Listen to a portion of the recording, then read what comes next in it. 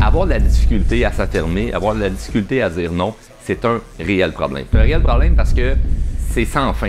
Il va toujours avoir des demandes. Il va toujours avoir quelqu'un qui va avoir quelque chose à te demander. Et c'est inévitable qu'il faut régler cet enjeu-là si on a une difficulté avec ça et si on se sent coupable de dire non. Il y a personne qui me fait une demande puis je vais faire comme « Ah non, moi je vais dire non, ça m'intéresse pas » puis je m'en fous complètement. À chaque fois, il y a un petit quelque chose à l'intérieur de moi. Des fois, c'est très léger, des fois, c'est vraiment plus intense.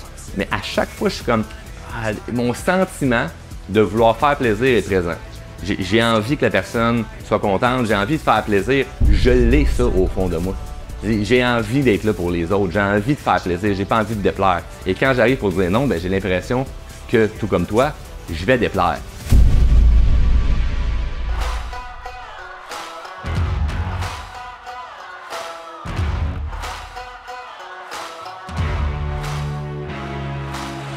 Hey, bienvenue au podcast de Drôlement Inspirant. Dans l'épisode 69 et 70, probablement que tu les as déjà écoutés. Si ce n'est pas le cas, je t'invite à aller le faire à la suite de cet épisode-ci.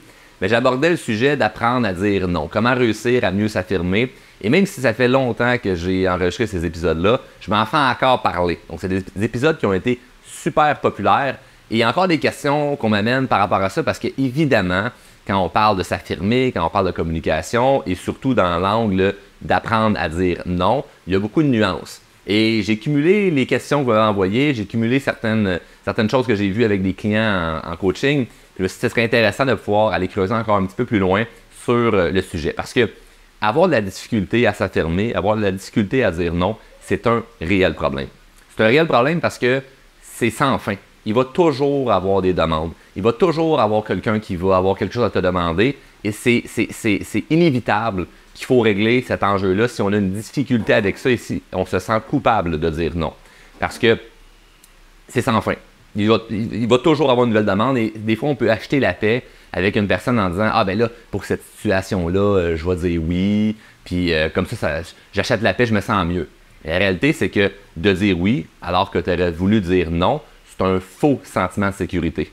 C'est un faux sentiment d'apaisement parce que temporairement, vu que tu as dit oui, tu as créé une espèce d'évitement envers ce que tu voulais vraiment. Fait que l'anxiété, elle a diminué tranquillement. L'anxiété, le stress, le sentiment de panique. Tu étais dans une situation potentiellement conflictuelle parce que tu te dis hey, si je dis non à la personne, il pourrait y avoir un conflit. Donc, c'est la raison pour laquelle, finalement, tu dis oui.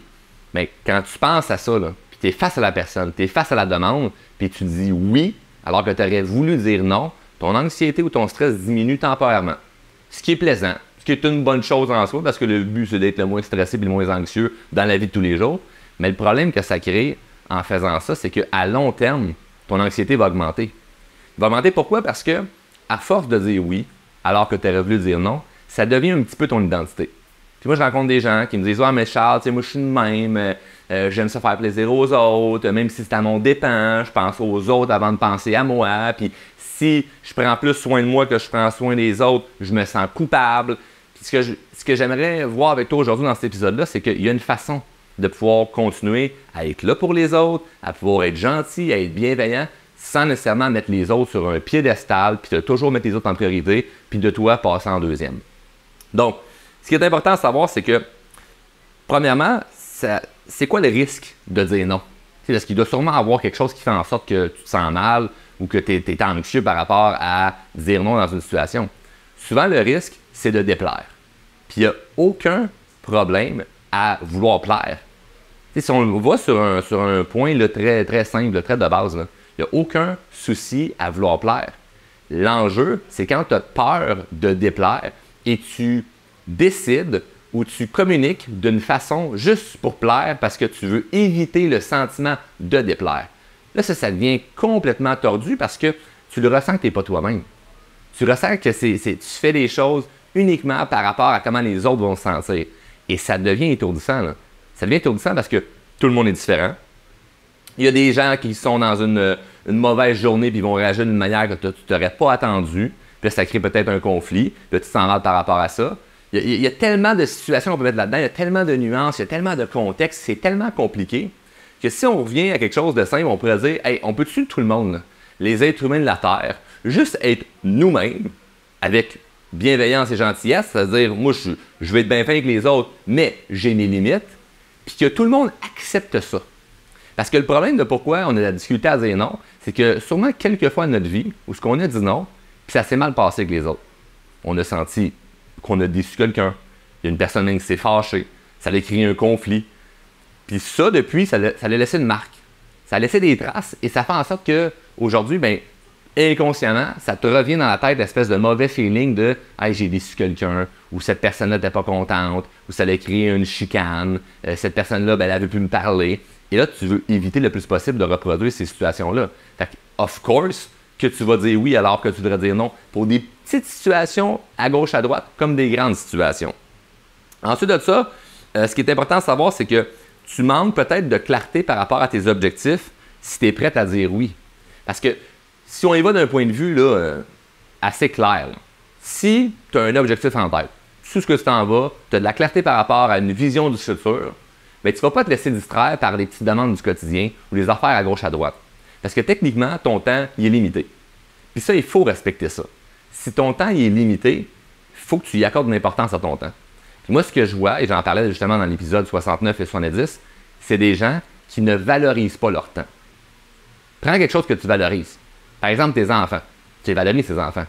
Mais tu ne vas pas les prendre pour acquis. Ton argent. J'espère que tu valorises ton argent. Parce que si tu prends pour acquis, il ne doit pas t'en rester 20 gros dans les poches. Mais si on prend par exemple, et peut-être c'est ta situation en ce moment, mettons que tu n'as pas d'argent. Tu n'as pas une scène.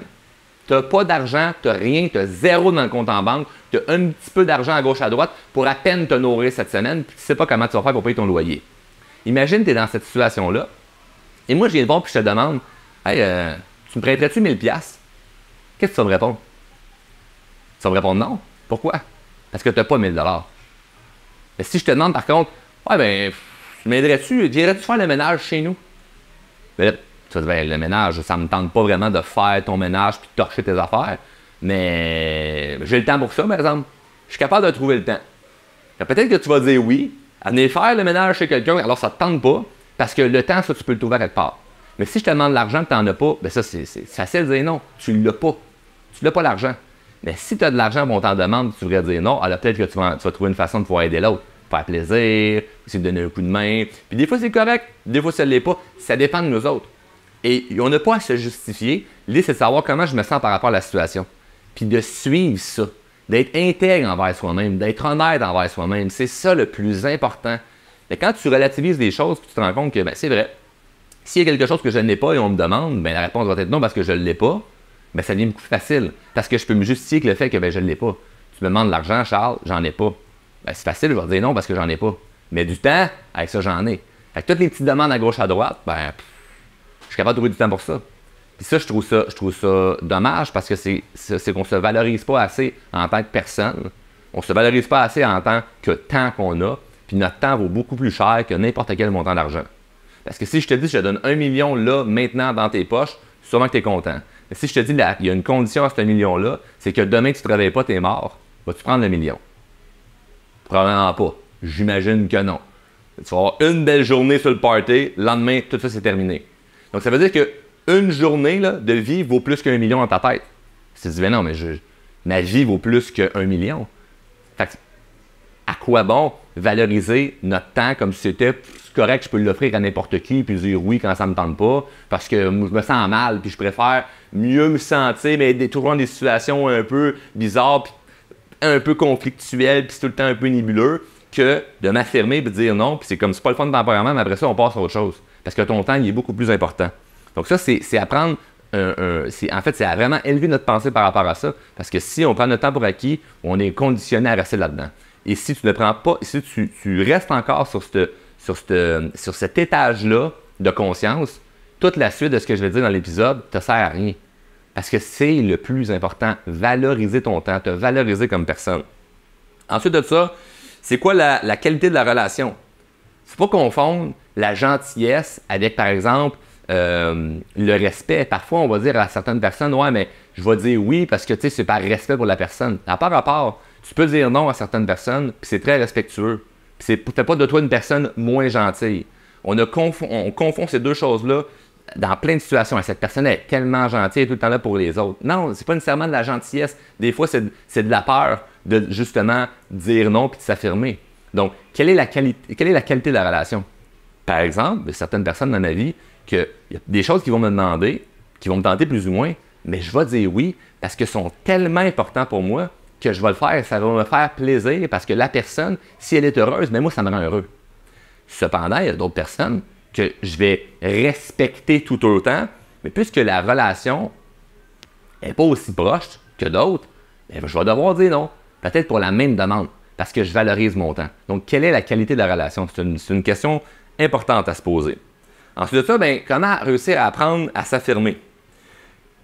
Première des choses qui est importante là-dedans, c'est que, puis je veux m'inclure dans la situation parce que je suis certain que tu te dis, ah, Charles, lui, facile. Lui, il a dit non, il n'y a pas de problème avec ça. C'est une dualité à tous les jours. Jamais je vais dire non à quelqu'un en m'en foutant complètement. Il n'y a personne qui me fait une demande, puis je vais faire comme, ah non, moi, je vais dire non, ça ne m'intéresse pas, puis je m'en fous complètement. À chaque fois, il y a un petit quelque chose à l'intérieur de moi. Des fois, c'est très léger, des fois, c'est vraiment plus intense. Mais à chaque fois, je suis comme, mon sentiment de vouloir faire plaisir est présent. J'ai envie que la personne soit contente, j'ai envie de faire plaisir. Je l'ai ça au fond de moi. J'ai envie d'être là pour les autres, j'ai envie de faire plaisir, j'ai pas envie de déplaire. Et quand j'arrive pour dire non, j'ai l'impression que, tout comme toi, je vais déplaire. Donc, je l'ai au fond de moi, puis c'est comme, c'est une dualité, c'est comme qu'est-ce que je fais avec ça? Mais je reviens d'un point de vue rationnel en me disant, non, mon temps, je le valorise là, la qualité de relation, elle est où présentement? Puis est-ce que vraiment j'ai le goût ou ça me tente pas, puis je vais juste dire oui, faire plaisir. Bon, parfait. Je coche toutes ces cases-là, c'est-à-dire, il faut que je dise non, on passe à autre chose. Donc, c'est super important. OK? Donc, si tu crois que pour certaines personnes, c'est plus facile, je pense que c'est une erreur. Puis là, on se compare avec les autres. Il y a certaines personnes qui vont juste dire non en se garochant.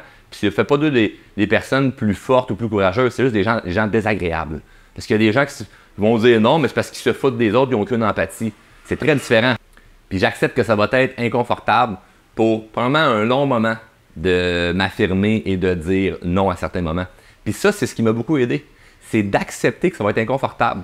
Parce que c'est un peu comme la prise d'action. Quand je parle de prendre action, je dis souvent aux gens, il y a plusieurs personnes qui vont me dire après ma barre, mais Charles, quand je vais avoir plus confiance en moi, je vais prendre action. Moi, je leur dis non, si tu prends action, là, tu vas gagner confiance en toi. C'est un pas à l'envers.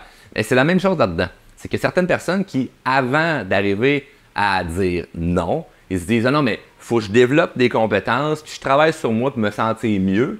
Et quand j'arrive dans une situation où il faut que je dise non, je veux que ça soit facile, simple, fluide et que la personne concernée soit contente dans la situation.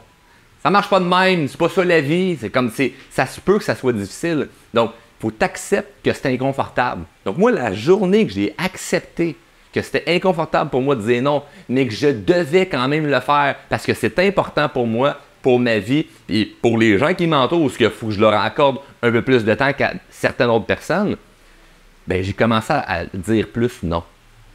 Et ça ne fait pas de moi quelqu'un qui a moins d'amis, qui a moins de contacts, qui a plus de chicanes. Au contraire, je considère que j'ai moins de conflits que bien du monde. En fait, essaye de penser avec qui je me chicane, j'en trouve pas.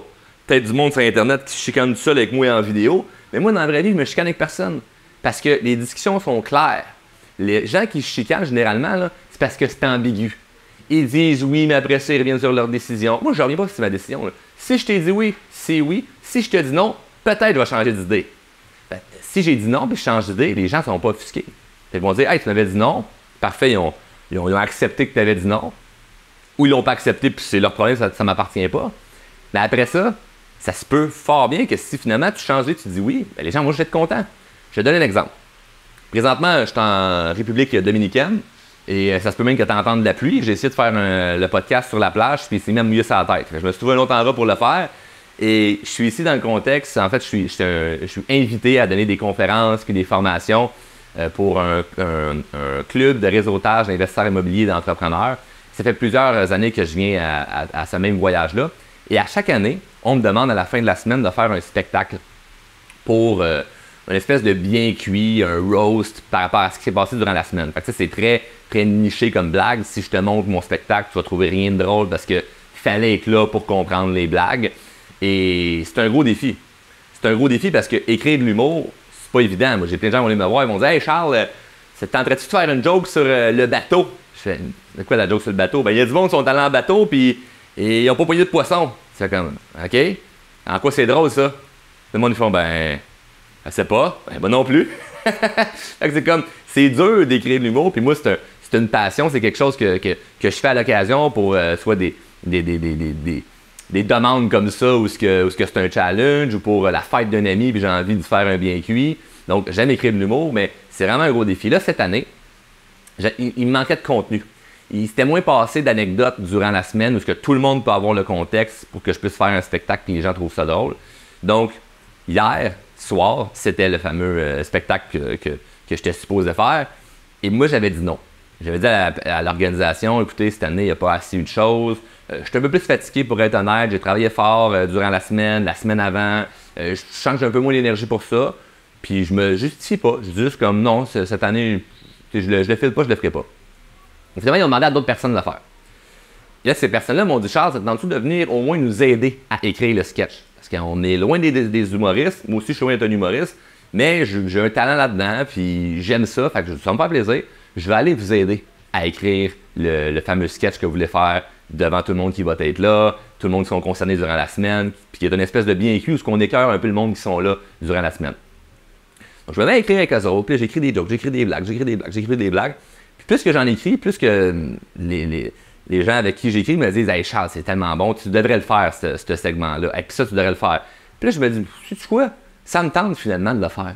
Je vais aller le faire. » Donc, on a écrit le sketch, je m'en vais dans la salle, et les personnes concernées de l'organisation à qui j'avais dit non, ils me voient arriver, ils sont comme « Hey Charles, tu fais quoi? Tu n'allais pas te reposer à soir? Tu vas être là pour le show? » Je dis « Ouais, finalement, je vais le faire. » Cool! Hey, c'est le fun, on est content, merci, on a hâte de voir ça sur scène. Finalement, je performe, je fais le spectacle, ça va bien, tout le monde rit, je sors de là, je suis content, je suis heureux. Pourquoi je te raconte ça? C'est que j'avais dit non, et j'ai changé d'idée, puis le monde sont juste contents. Quand tu dis non, tu peux changer d'idée, puis le monde va être content. Ou il va être trop tard. Ça fait partie du risque. Mais si tu dis oui, là, imagine la même situation, mais complètement l'inverse. Je dis oui en partant au début de la semaine en disant « Oh oui, je vais le faire », sachant que je ne sais pas si je peux le faire. Puis à la fin de la semaine, je dis « Oui, je vais le faire », sachant que j'ai pas l'énergie et ça ne me tente pas de le faire. Puis je le fais soit à la moitié puis c'est pas drôle.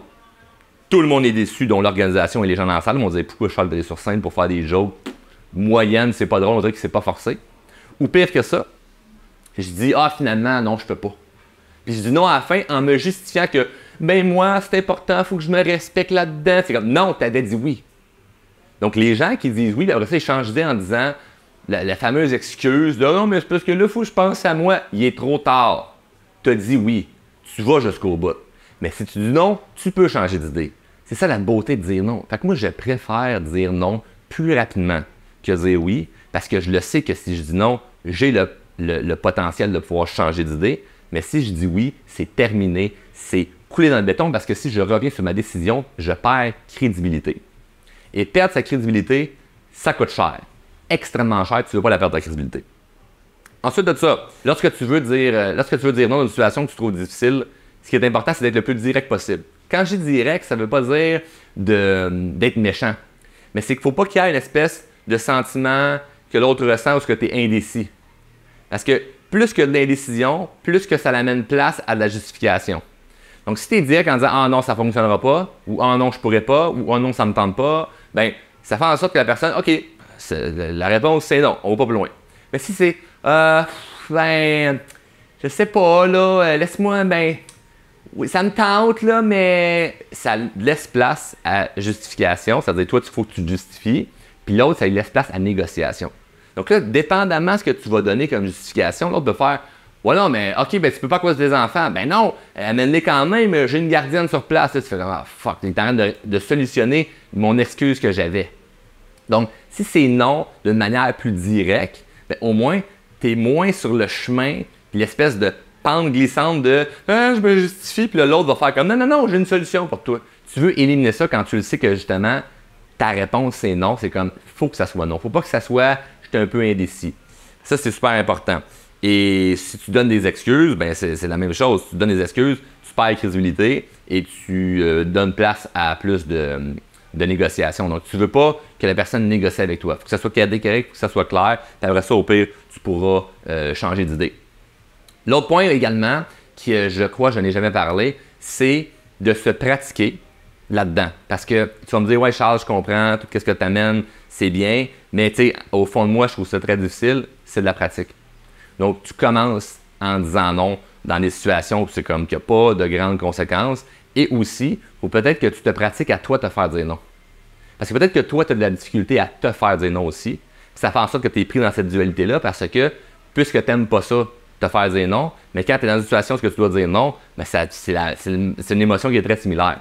Puis je fais juste penser à moi ici, par exemple, en République, je ne sais pas si tu es déjà venu en République dominicaine, sur la plage, surtout, j'ai fait plein de plages un peu partout dans le monde, mais en République dominicaine, c'est connu les plages pour avoir beaucoup de vendeurs de cossins, que j'appelle. Tu as du monde qui vendent, puis c'est correct, il y en a qui aiment ça, là, mais des fois, ça peut être un peu dérangeant. Tu fais une sieste à la plage, puis là, il arrive à côté de toi, « Coco! Coco! Voulez-vous acheter mes bracelets? Les petits bracelets à vendre? » Ça, je ne l'ai pas acheté ici, je l'ai en cadeau. Mais ils te vendent toutes d'affaires, massage. Ils viennent voir tout te vendre des affaires. Mais ce monde-là, là, combien de fois ils se font dire non d'une journée? Juste moi, je dois dire non au moins 20 fois par jour à des vendeurs de cossins. Mais si moi je dis non 20 fois, la chaise à côté dit non 20 fois, puis la beach à côté, l'autre resort à côté dit non 20 de fois, chaque personne, fois le nombre de personnes, ils doivent se faire dire 500 fois non dans une journée. Mais sur les 500 fois qu'ils se font dire non, s'il y a juste 1% qui dit oui, c'est quoi? C'est 5 personnes qui dit oui? Peut-être qu'il y a juste 5 personnes qui ont dit oui dans la journée, mais ça fait une paye raisonnable pour leur journée. Fois le nombre de semaines, fois le nombre d'années, puis il y a des saisons qui se font dire plus souvent oui. Bref, ce que je veux dire par là, c'est qu'ils savent que plus de fois ils se font dire non, mais plus qu'ils se rapprochent de quelqu'un qui va dire oui. Puis c'est comme ça qu'ils bâtissent leur business, c'est comme ça qu'ils bâtissent leur travail, c'est comme ça qu'ils ont une carrière qui fait du sens, puis qu'ils continuent à faire ça, puis qu'ils continuent à vendre le fameux cossins, parce qu'il y a du monde sur la plage qui vont les acheter. Mais après ça, eux, probablement, quand ils se rendent dans une situation où ils doivent dire non, peut-être que c'est plus facile. Parce qu'ils sont tellement habitués d'être dans cet environnement-là que se faire dire non, ce n'est pas grave. Ils prennent pas ça comme étant mal, que c'est part of life, ça fait partie de la vie. Donc imagine si cette personne-là qui arrive pour me vendre, je sais pas moi, des lunettes, puis là je fais comme ah non, j'en ai déjà des lunettes, j'en veux pas. Il m'a dit non, je vais tout arrêter ce que je fais. C'est ridicule, là. C'est comme ça. La personne dit OK, on se voit au prochain. Je te dis pas de la pratique, c'est de venir ici dans la République dominicaine, d'aller vendre des cossins sur la plage, je te pratique à te faire dire non. Je te dis pas non plus qu'il faut que tu commences à devenir un vendeur au téléphone, cold call, là, faire des appels à froid, d'essayer de te vendre n'importe quelle patente, là, puis tu te fais raccrocher plein de fois au téléphone. Je te dis pas d'aller faire du porte-à-porte dans ta région pour vendre n'importe quoi, puis de faire fermer la porte d'en face. Ce que je te dis, c'est peut-être que tu peux rentrer dans une espèce de philosophie de « Hey, je vais plus oser. Je vais plus oser faire des demandes aux autres. » Et là, ben, tu deviens la personne qui va dire que c'est confondant pour les autres de te dire non à toi parce qu'ils ont de la difficulté, mais ça, c'est pas ton problème. Tu n'abuses pas des autres. C'est juste que quand tu as une idée de quelque chose, tu te dis je pourrais peut-être essayer ça, mais tu y vas de l'avant. Puis le pire qui arrive, c'est quoi? C'est de te dire non. Mais si tu es habitué d'être dans cet environnement-là, et moi, c'est là-dedans que je suis, parce que je demande plein de choses à plein de monde. Il y a du monde qui me disent non, et ça fait partie de la game. J'aime pas ça, mais je respecte ça. Mais quand j'arrive c'est l'autre côté, puis c'est moi qu'on me demande quelque chose, bien, je suis capable de dire non parce que c'est rendu une habitude. Maintenant, comme je disais, ça reste quand même que des fois, je suis en dualité. Je trouve ça difficile, parce que je voudrais faire plaisir, je veux pas déplaire, mais je me respecte. Puis c'est vraiment ça le point le plus important, c'est d'arriver à te respecter, puis à dire non, non pas pour déplaire ou fâcher quelqu'un, mais dire non parce que tu t'accordes tellement d'importance puis tu sais que c'est important pour toi que tu dis oui à toi-même puis tu continues à avancer avec ça parce que sinon ça va rester un combat qui va être extrêmement difficile. Si tu commences à marcher ce chemin-là de dire plus souvent non lorsque tu le ressens vraiment, je te garantis que d'ici 1 mois, 1 an, 2 ans, 5 ans, ta vie elle est complètement différente. Moi, ça a changé ma vie et si je reviens en arrière en étant le petit Charles qui a peur de déplaire et qui dit oui à tout, bien, ce ne sera pas long que toutes mes affaires vont s'écrouler. Je risque d'avoir un couple qui va tirer de la patte, une famille un peu tout croche et une entreprise un peu tout croche. Donc, je ne veux pas aller vers ce chemin-là. Je veux être capable de m'affirmer et s'affirmer, ce n'est pas être méchant. S'affirmer, c'est être honnête. Merci d'avoir écouté au complet. On se revoit dans le prochain épisode. Salut!